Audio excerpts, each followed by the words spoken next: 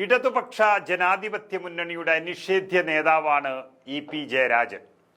ജനകീയനായ ഒരു നേതാവ് എന്ന നിലയിൽ അദ്ദേഹം ഏറ്റെടുത്ത പദവികളെല്ലാം വളരെ വിജയകരമായി പൂർത്തീകരിക്കാൻ അദ്ദേഹത്തിന് സാധിച്ചിട്ടുണ്ട്.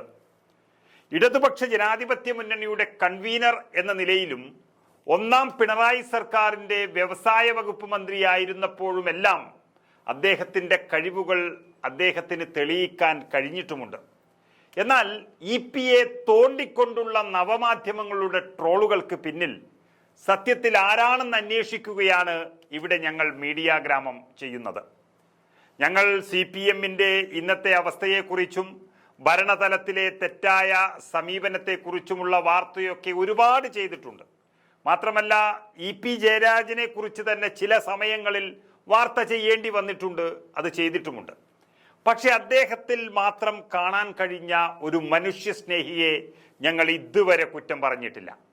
കണ്ണൂരിൻ്റെ തീഷ്ണമായ തീതുപ്പുന്ന അക്രമ രാഷ്ട്രീയത്തിൽ പോലും പലപ്പോഴും അതിനെ ന്യായീകരിച്ച് സംസാരിക്കുന്ന ജയരാജനെ നമ്മൾ കണ്ടിട്ടുണ്ടെങ്കിലും അത് പാർട്ടിയുടെ ചട്ടക്കൂടിൽ നിൽക്കുന്ന ഒരു ഉത്തമനായ രാഷ്ട്രീയക്കാരനായതുകൊണ്ട് മാത്രം പറഞ്ഞു പോകുന്ന ഒന്നായി നമ്മൾ അതിനെ വിലയിരുത്തിയിട്ടുമുണ്ട്.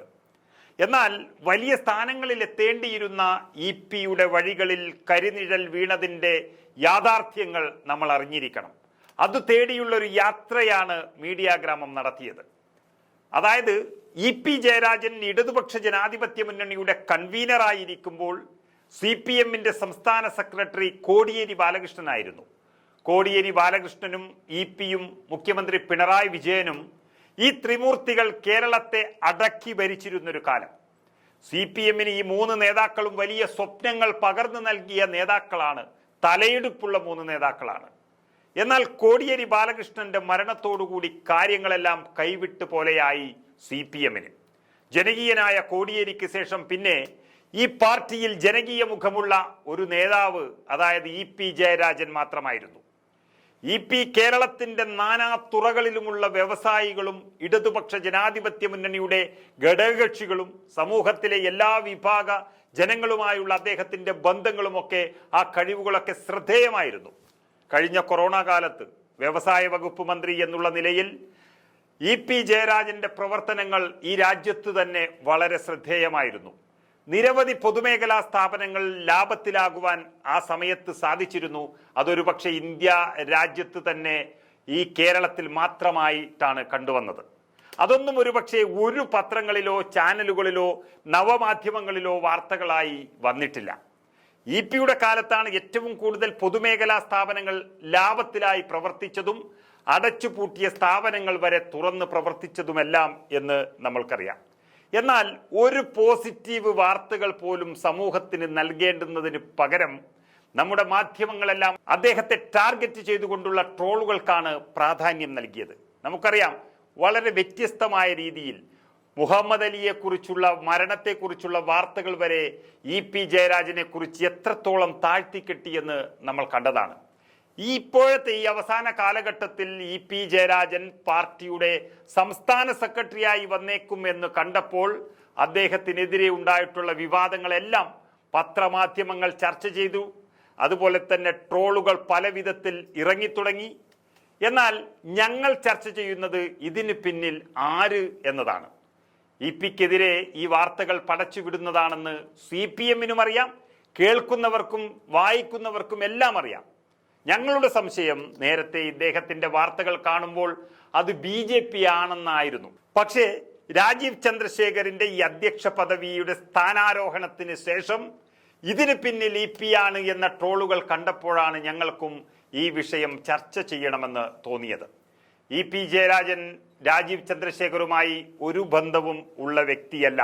അത് ഞങ്ങൾ ഈ അന്വേഷണത്തിൽ നിന്നും പഠിച്ചതാണ്. ശത്രുക്കൾ പറയുന്നത് അദ്ദേഹത്തിന്റെ റിസോർട്ടിന്റെ നടത്തിപ്പ് നിരാമയ എന്ന രാജീവ് ചന്ദ്രശേഖരന്റെ കമ്പനിക്ക് എന്നതാണ്. നിരാമയ എന്ന കമ്പനിയുടെ ഒരു ഷെയർ ഹോൾഡർ മാത്രമാണ് രാജീവ് ചന്ദ്രശേഖർ, അല്ലാതെ അതിൻ്റെ ഉടമസ്ഥനല്ല. അത് ഏത് ഗൂഗിളിൽ പോയി സെർച്ച് ചെയ്താലും നമുക്ക് ആ വിവരം ലഭിക്കും. എന്നാൽ ഇതിനെ ബന്ധപ്പെടുത്തി അദ്ദേഹത്തിനെതിരെ ഈ ട്രോളുകൾ ഇപ്പോൾ ഇറക്കിയതിന് പിന്നിൽ ചില സ്ഥാപിത താല്പര്യങ്ങൾ ഉണ്ട് എന്ന കാര്യത്തിൽ യാതൊരു സംശയവുമില്ല. ഈ വാർത്തകൾക്ക് പിന്നിൽ ഏത് ശക്തിയാണോ ആ ശക്തി തന്നെയാണ് ഇ പിക്കെതിരെ ഇതിനു മുൻപുമുള്ള വാർത്തകൾക്ക് പിന്നിലും എന്നുള്ള കാര്യത്തിലും യാതൊരു സംശയവും വേണ്ട. നമുക്കറിയാം, പ്രകാശ് ജാവേദ്കർ എന്ന BJPയുടെ സംസ്ഥാന പ്രഭാരി അദ്ദേഹത്തെ കാണാൻ വന്നു എന്നുള്ളത്, വീട്ടിലേക്ക് തന്നെ വന്നു എന്നുള്ളത് വിവാദമാക്കിയവർ ഉൾപ്പെടെ ചർച്ച ചെയ്യേണ്ട ഒരു വിഷയമാണ്.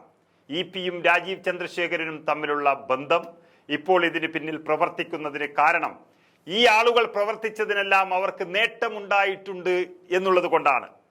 ആ പ്രവർത്തിച്ചവർക്ക് നേട്ടമുണ്ടായതിൻ്റെ ഉത്തരവും ഉദാഹരണവുമാണ് ഇന്ന് EP ജയരാജൻ എന്ന പാർട്ടിയുടെ പ്രധാനപ്പെട്ട നേതാവ് വീട്ടിലിരിക്കുന്നു എന്നുള്ളത്.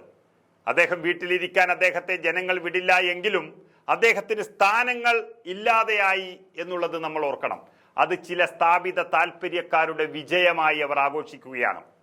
പാർട്ടിയുടെ സംസ്ഥാന സമ്മേളനം കഴിഞ്ഞ് റിസൾട്ട് വന്നപ്പോൾ വാർത്തകൾക്ക് പിന്നിൽ പ്രവർത്തിച്ചതാരായാലും അവർ സന്തോഷവാന്മാരാണെന്നുള്ള കാര്യത്തിൽ സംശയമില്ല. ഇപ്പോൾ CPMന്റെ അഖിലേന്ത്യാ സമ്മേളനം നടക്കുവാൻ പോവുകയാണ്. ആ സാഹചര്യത്തിൽ ഇതുപോലെയുള്ളൊരു അടിസ്ഥാനവുമില്ലാത്ത കള്ളവാർത്തകൾ പുറത്തുവിട്ടതിന് പിന്നിൽ UDFോ അതോ CPMൽ തന്നെയുള്ള ഒരു വിഭാഗമോ അല്ല BJPയോ എന്നതാണ് ഇവിടെ ചർച്ച വരുന്നത്. ഇതിൽ BJP ആകാൻ സാധ്യതയില്ല. കാരണം BJP ആണെങ്കിൽ അവരുടെ അധ്യക്ഷനായ രാജീവ് ചന്ദ്രശേഖരനെതിരെ ഇങ്ങനെ വാർത്ത കൊടുക്കേണ്ട ആവശ്യമില്ല. അവർക്കതിന് താല്പര്യവും ഉണ്ടാകില്ല. അപ്പോൾ ഇതിന് പിന്നിൽ കോൺഗ്രസോ അതോ CPMനകത്തുള്ള നിഷിദ്ധ താല്പര്യമുള്ളവരോ ആണ് എന്നതിൽ സംശയമില്ല. അധികാരങ്ങളെല്ലാം ഒഴിഞ്ഞു നിൽക്കുന്ന ഒരു നേതാവിനോട് ഇപ്പോഴും പക തോന്നാൻ സാധ്യതയില്ലാത്തത് കൊണ്ട് കോൺഗ്രസ് ആണെന്ന് പറയാനും നമുക്ക് കഴിയില്ല. കോൺഗ്രസ് അങ്ങനെ മറ്റുള്ളവരെ നശിപ്പിക്കാനുള്ള തരത്തിലുള്ള ഒരു സോഷ്യൽ മീഡിയ വൈദഗ്ധ്യമൊന്നും ഇതുവരെ നേടിയിട്ടുമില്ല എന്ന് വേണമെങ്കിൽ പറയാം. CPMനകത്തു നിന്നും അത്ര എളുപ്പത്തിൽ ജയരാജനെ ആക്രമിക്കാനും കഴിയില്ല. അപ്പോൾ പിന്നെ ആര്? പാർട്ടിക്കാർക്ക് കണ്ണിലുണ്ണിയായ പ്രിയ നേതാവ്, ഏതു പ്രതിസന്ധിയിലും കൂടെ നിൽക്കുന്ന ഒരു നേതാവിനെ പാർട്ടി പരസ്യമായി ഇങ്ങനെ താറടിച്ച് കാണിക്കുകയുമില്ല. മാത്രമല്ല, ഇപ്പോഴും പിണറായി വിജയൻ പ്രതിരോധത്തിലാകുന്ന ഏത് സന്ദർഭത്തിലും അതിനെ തടുത്തു നിർത്തുന്നത് EP ജയരാജനാണ്. AK ബാലനും എളമരം കരീമും തോമസ് ഐസക്കുമൊക്കെ വന്ന് പത്രക്കാരെ കണ്ട് തിരിച്ചു പോകുമൊക്കെ ചെയ്യുന്നുണ്ടെങ്കിലും അതൊന്നും ആരും മുഖവിലക്കെടുക്കാറില്ല. EP ജയരാജൻ എന്ന കരുത്തനായ നേതാവ് ഇപ്പോഴും ജനഹൃദയങ്ങളിൽ ശക്തനാണ്. എന്നിട്ടും അദ്ദേഹത്തിന്റെ തകർച്ച കാണാൻ ആഗ്രഹിക്കുന്നവർ CPMനകത്ത് തന്നെയുള്ള ചിലരാണെന്ന് പറയാതിരിക്കാനും കഴിയില്ല.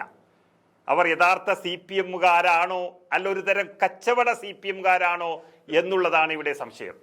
അവർ ഈ പണി നിർത്തിയാലും ഇല്ലെങ്കിലും EP ജയരാജൻ തന്നെയാണ്. അത് കേരളത്തിലെ ജനങ്ങൾ മുതൽ സാക്ഷാൽ പിണറായി വിജയന് വരെ നന്നായി അറിയാം. ഒരു കാര്യം ഉറപ്പാണ്, ആശയദാരിദ്ര്യം കൊണ്ടും കയ്യിലിരിപ്പ് കൊണ്ടും തകർന്നു പോയിക്കൊണ്ടിരിക്കുന്ന CPMന് ഇന്നത്തെ സ്ഥിതിക്കെല്ലാം കൊണ്ടും EP ജയരാജനെ വിളിക്കുക എന്നത് തന്നെയാണ് ഒരു പ്രധാന ചോയ്സ്.